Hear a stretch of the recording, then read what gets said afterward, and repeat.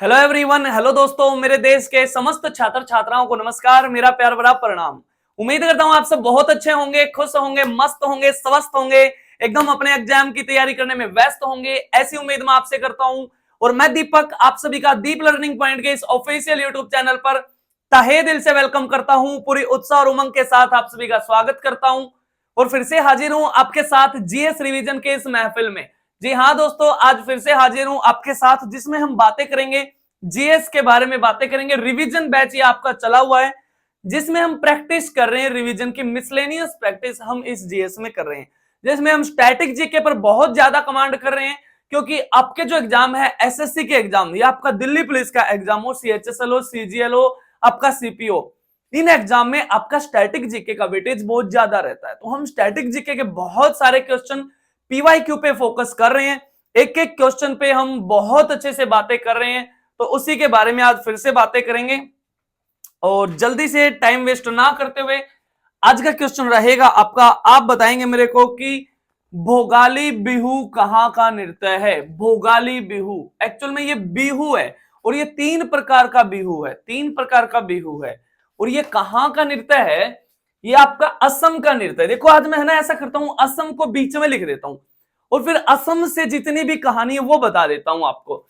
आज ये लो, आज ऐसे पढ़ते हैं, ये लो असम राज्य की बातें हुई हैं, ठीक है। अब इस असम से संबंधित जितनी भी बातें याद आएंगी वो हम बातें करते चलेंगे, ठीक है। तो सबसे पहले पूछा गया है आपका बिहू। तो तीन प्रकार का बिहू है, एक है आपका भोगाली बिहू, भोगाली बिहू, एक है आपका रंगोली बिहू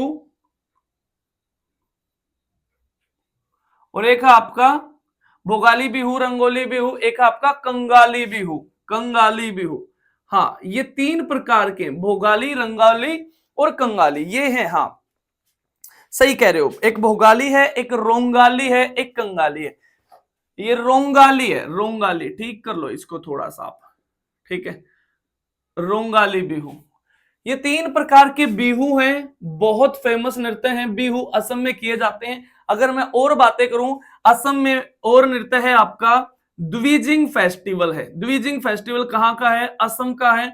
और एक बैखो है, बैखो महोत्सव है, कहां का है? असम का है। और आपका असम में मी डैम मी फने, मी डैम मी फने, ये कहां का है? ये भी आपका असम का है। और मैं आपको बताऊं, असम से काली गोपाल है, काली गोपाल है, ये भी असम का है, ठीक है। ये आपका महोत्सव है, नृत्य है, नृत्य में भी आता है खेल गोपाल, काली गोपाल, एक साथ में आपका खेल गोपाल है, खेल गोपाल है। और एक आपका नट पूजा महारास है, नट पूजा महारास, ये भी कहां का है? आपका आपका असम का है, ठीक है। फिर असम का और है एक जिसका नाम है ओजापल्ली, ओजापल्ली कहां का है? असम का है। इतनी सी बातें याद रखेंगे। असम में एक बहुत फेमस आपका मेला लगता है, उस मेले का नाम क्या है? यहां लिख देता हूं, अंबुबाची मेला। अंबुबाची मेला कहां लगता है? असम में लगता है। किस मंदिर में लगता है? कामाख्या देवी का मंदिर है, कामाख्या देवी का मंदिर है असम में, वहां पर लगता है। और कौन सी पहाड़ियों में लगता है? नीलाचल की पहाड़ियों में लगता है, नीलाचल की पहाड़ियों में लगता है। इतनी सी बातें याद रख लोगे। उसके बाद अगर आपसे पूछ ले इस मेले को क्या कहा गया है? इस मेले को कहा गया है पूर्व का महाकुंभ, इसको बोला गया है, पूर्व का महाकुंभ इसको बोला गया है। और बातें अगर आपसे पूछ ले, अगर आपसे पूछ ले असम से पहले मुख्यमंत्री, अगर आपसे पूछ ले, असम के पहले मुख्यमंत्री हैं लोकप्रिय बारदोलई गोपीनाथ, लोकप्रिय बारदोलई गोपीनाथ, ये असम के पहले मुख्यमंत्री रहे हैं। और इनके ही नाम से असम में क्या है? आपका इंटरनेशनल एयरपोर्ट है। और याद रखेंगे आप, असम में एक आपका बहुत फेमस स्टेडियम है जिसका नाम है सत्येंद्र मोहन यादव। जो मैंने आपको स्टेडियम पढ़ाए थे तो उसमें था ये सत्येंद्र मोहन यादव, बहुत फेमस स्टेडियम है आपका असम के अंदर। और असम से आप बातें याद रख सकते हो, बहुत फेमस आप असम से बातें याद रख सकते हो कि असम में आपका, अगर मैं बातें करूं नृत्यों में बात करूं, तो असम से नृत्य है जिसका नाम है सतारिया, सतारिया नृत्य जो भारत का सबसे नया शास्त्रीय नृत्य है। ये बातें बहुत इंपॉर्टेंट है, जो आपका नवंबर 2000 में शामिल किया गया था। ये नृत्य है सतारिया, और ये कब एक तरह से जीवित किया गया? 15वीं शताब्दी में। ये शंकर देव जी के द्वारा, श्रीमत शंकर देव ऐसे लिखेंगे, श्रीमत शंकर देव जी ने इसको एक तरह से स्थापित किया, ऐसे याद रखोगे आप। सतारिया सबसे नया नृत्य है। और इसी के कलाकार अगर आपसे पूछ ले, शारदीय शोकिया है। और दूसरे कलाकार अगर आपसे पूछ ले तो प्रभात शर्मा है। इतनी सी बातें आप याद रख लोगे या नहीं याद रख लोगे? और अगर आपसे पूछ ले असम से और बातें अगर आप पूछ सकते हो तो असम के नेशनल पार्क याद रख सकते हो। असम के नेशनल पार्क यहां लिख सकते हो आप, बहुत फेमस है, जिसका नाम है काजीरंगा, जहां एक सींग वाले गैंडे पाए जाते हैं बहुत ज्यादा। पूरी दुनिया के 2/3 जो 1 हॉर्न राइनो है, कहां है? आपके असम के अंदर है, काजीरंगा नेशनल पार्क में। काजीरंगा है, फिर आपका मानस है, ये भी नेशनल पार्क है। फिर आपका ये लगा लो आप, काजीरंगा है, मानस है, नामेरी है, और फिर ओरांग है, जिसका पूरा नाम है राजीव गांधी ओरांग। ये है काजीरंगा है, मानस है, नामेरी है, ओरंग है। और उसके बाद डिब्रू साइखोवा है। ये भी आपका कहां पर है? असम के अंदर है। और फिर आपका एक और नेशनल पार्क है जिसका नाम है रायमोना। ये भी कहां है? आपका असम के अंदर है। और बातें अगर मैं आपसे असम की बातें बता दूं, यहां पर आप लिख सकते हो। दूसरा मार्कर अगर मैं ले लूं तो असम से बातें लिख सकते हो आप। बायोस्फीयर रिजर्व भी है असम से, जिसका नाम है, एक का नाम है मानस बायोस्फीयर रिजर्व, और दूसरा है आपका डिब्रू साइखोवा बायोस्फीयर रिजर्व। और असम से अभी अभी यूनेस्को की नई साइट मिली है, जो आपकी कैसी साइट है? असम की आपकी कल्चरल साइट है, पहली कल्चरल साइट है ये असम की, जो मैं यहां पर लिखता हूं अहोम डायनेस्टी के किले जो हैं, अहोम राजवंश के जो किले हैं, जिनका नाम क्या है? जिनका नाम है मैदाम्स। ठीक है, मैदाम, जिनका नाम है मैदाम्स या मोइदाम्स भी बोलते हैं आप। ठीक है, ये शामिल किए गए हैं। और ये यूनेस्को की 43वीं साइट है, 43rd साइट है ये यूनेस्को की कल्चरल साइट, जो अभी अभी मिली है। ये अहोम एक डायनेस्टी असम के अंदर, जिसने 600 से भी अधिक साल तक राज किया है। तो उसके जो किले हैं उनको शामिल किया गया है। इनका नाम क्या है? मैदाम। इतनी सी बातें आप असम से याद रख सकते हो। और असम है ना, सबसे बड़ा राज्य था आपका, नॉर्थ ईस्ट का सबसे बड़ा राज्य यही था। जितने भी राज्य जो टूट के बने हैं वो सारे असम से ही बने हैं। असम में अगर मैं बातें करूं विधानसभा सीट कितनी है, असम से अगर मैं बातें करूं विधानसभा सीट कितनी है, 126 आपकी विधानसभा सीट है। कहां से? असम से। और असम के गठन की बातें करें, 26 जनवरी 1950 को ही इसका गठन किया गया था, जब कुछ राज्यों का गठन किया गया था, जिस दिन हमारा संविधान लागू हुआ था उस दिन। असम का पुराना नाम अगर आपसे पूछ ले, अहोम है असम का। अगर थोड़ी सी ज्योग्राफी के लिए भी बातें करें असम के बारे में, तो यहां पर आप लिख सकते हो, असम के अंदर है दुनिया का सबसे बड़ा नदी द्वीप, जिसका नाम क्या है? माजुली। तो इसीलिए असम में मनाया जाता है माजुली महोत्सव भी मनाया जाता है। कहां पर? आपका असम राज्य के अंदर मनाया जाता है। दोस्तों, इतनी सी बातें क्या आपको याद रह पाएंगी या नहीं रह पाएंगी? ठीक है, जल्दी से बताओ मेरे को। उसके बाद फिर आप लिख सकते हो असम में ये माजुली किस नदी पे है? ये आपका ब्रह्मपुत्र नदी पे है। और ये माजुली है आपका नदी द्वीप, विश्व का सबसे बड़ा। इसको 2016 में क्या बनाया? नदी जिला बनाया असम की सरकार ने। ठीक है, माजुली। और दुनिया का सबसे छोटा नदी द्वीप भी कहां पे है? वो भी आपका असम में है, जिसका नाम है उमानंदा। ठीक है, ये भी नदी द्वीप है, और इसी को बोलते हैं पिकॉक आइलैंड या मयूर द्वीप भी इसको बोलते हैं। इतनी सी बातें आप याद रख पाओगे या नहीं रख पाओगे? बताते चला करो। और क्या ये पैटर्न ठीक रहेगा या नहीं ठीक रहेगा, अपने फीडबैक जरूर दिया करो। ठीक है, उसके बाद फिर आप असम से और बातें अगर मैं बता दूं, असम से यहां लिख देता हूं, असम की आप झीलें लिख सकते हो, बहुत फेमस फेमस है, जिसमें आपकी द्वीपोर बिल है, द्वीपोर बिल बहुत फेमस है आपकी द्वीपोर बिल, फिर आपकी सोनबिल है, सोनबिल है, और फिर असम में आपकी हैफलोंग है, हैफलोंग, और फिर आपका चंडूबी है, चंडूबी है। ये असम की कहानी है। इतनी सी बातें आप याद रख लोगे या नहीं रख लोगे? उसके बाद और भी कहानी अगर आप बताओ तो असम के अंदर बहुत फेमस है एक शहर जिसका नाम है गुवाहाटी शहर, गुवाहाटी शहर। और गुवाहाटी को कहा गया है क्या? Gateway of, gateway of north east India. इतनी सी बातें आप याद रखोगे गुवाहाटी को, ठीक है। उसके बाद फिर आप असम का एक बहुत फेमस शहर है, यहां पर लिख सकते हैं आप, असम का बहुत फेमस शहर जो ब्रह्मपुत्र नदी के तट पे है, जिसका नाम है डिब्रूगढ़, डिब्रूगढ़ ये असम का शहर है, डिब्रूगढ़, ठीक है। और बहुत फेमस शहर है असम का तेजपुर, तेजपुर। ये सारे ही शहर किस नदी के तट पे हैं? आपके ब्रह्मपुत्र नदी के तट पे हैं। तेजपुर में तो आपका क्या है, एयरफोर्स का बेस भी है तेजपुर में, ठीक है। बहुत सारे हमारे स्टूडेंट यहां पर पोस्टेड हैं एयरफोर्स के अंदर, तेजपुर में, ठीक है, तेजपुर में। उसके बाद फिर आप असम से और क्या बातें लिख सकते हो? असम में अगर मैं बताऊं थोड़ी सी बातें और पहाड़ियों की बातें मैं बताऊं तो असम के अंदर है आपकी पहाड़ी। कौन सी पहाड़ी? आप लिख सकते हो, यहां पर लिख सकते हो आप, असम के अंदर पहाड़ी है आपकी, आपकी ये लिख सकते हो मिकिर और रेंगमा की पहाड़ी, मिकिर और रेंगमा की पहाड़ी कहां है? असम के अंदर है, और बहुत फेमस है असम में। ब्राइल की पहाड़ी कहां पर है? असम के अंदर है। और असम के अंदर है एक रिफाइनरी दोस्तों जिसका नाम है डिगबोई।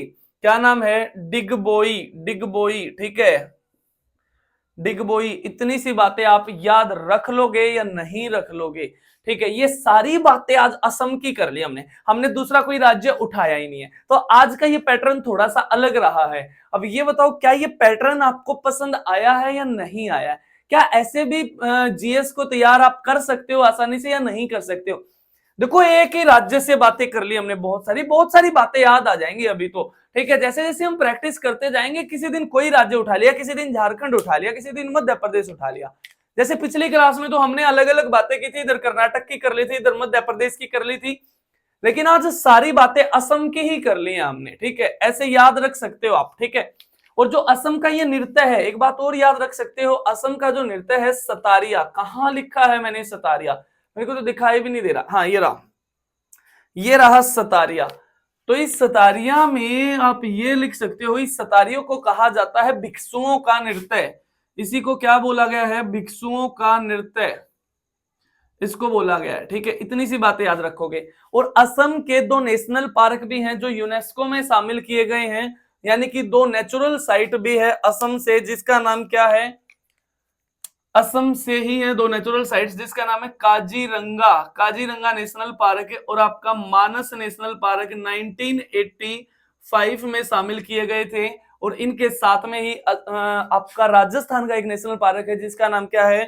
केवलादेव नेशनल पार्क है। ये इतनी सी बातें आप असम से याद रख पाओगे या नहीं रख पाओगे, बस ये बता दिया करो आप मेरे को, ठीक है। तो ये आज असम की कहानी है। मेरे ख्याल से आज एक राज्य बहुत है, ऐसे करके हम हर एक राज्य के तोते उड़ा देंगे भाई साहब जीएस में। समझ में आ रही है बातें या नहीं आ रही है? जीएस को बहुत अच्छे से तैयार कर लेंगे, स्टैटिक जीके का बहुत ज्यादा जो पोर्शन रहता है ना आपके एग्जाम में, खत्म हो जाएगा जीएस का डर आपका, ठीक है। और वैकेंसियां आ गई हैं भाई साहब आपके द्वार पे, 6 महीने बाद आप इनके द्वार पर होने चाहिए। इन जो आपकी ये वैकेंसियां आई हैं, जो अभी नोटिफिकेशन आई है, कौन सी वैकेंसी आ चुकी है? आपका दिल्ली पुलिस कांस्टेबल की वैकेंसी भी आने वाली है, कि नोटिस जो चल रहा है काफी वायरल हो रहा है कि मार्च में वैकेंसी, मार्च में वैकेंसी, तो मार्च में वैकेंसी देखी जा सकती है। हालांकि अभी ऑफिशियल नहीं है, लेकिन ऑफिशियल भी आ जाएगा, ठीक है। उसके बाद एनटीपीसी की तो वैकेंसी आ ही चुकी है, आपके फॉर्म शुरू हो गए हैं, और साथ में एसएससी जीडी की आ चुकी है, दिल्ली पुलिस भी आएगा जरूर 100%। तो ये 3 वैकेंसी आपके द्वार पे हैं आज के दिन, ये कह सकते हो आप। और बड़ा सिंपल सा पैटर्न है रेलवे का और आपका दिल्ली पुलिस का, तो क्योंकि इनमें इंग्लिश नहीं आएगी, इनमें आएंगे आपके 3 सब्जेक्ट, मैथ आएगा, रीजनिंग आएगी और आपकी जीके जीएस आएगी। बस थोड़ा सा पैटर्न दिल्ली पुलिस का अलग ये हो जाएगा कि 10 नंबर का कंप्यूटर दिल्ली पुलिस कांस्टेबल में आएगा, अलग से 10 नंबर का, बाकी पैटर्न आपका सेम है। तो इनके लिए बहुत अच्छे से तैयारी करो। मार्च की अगर मैं बातें करूं तो कितना दूर है मार्च, अभी ये लगा लो आपका कौन सा महीना चल रहा है, सितंबर चल रहा है, तो सितंबर ये लगा लो बीत ही गया है।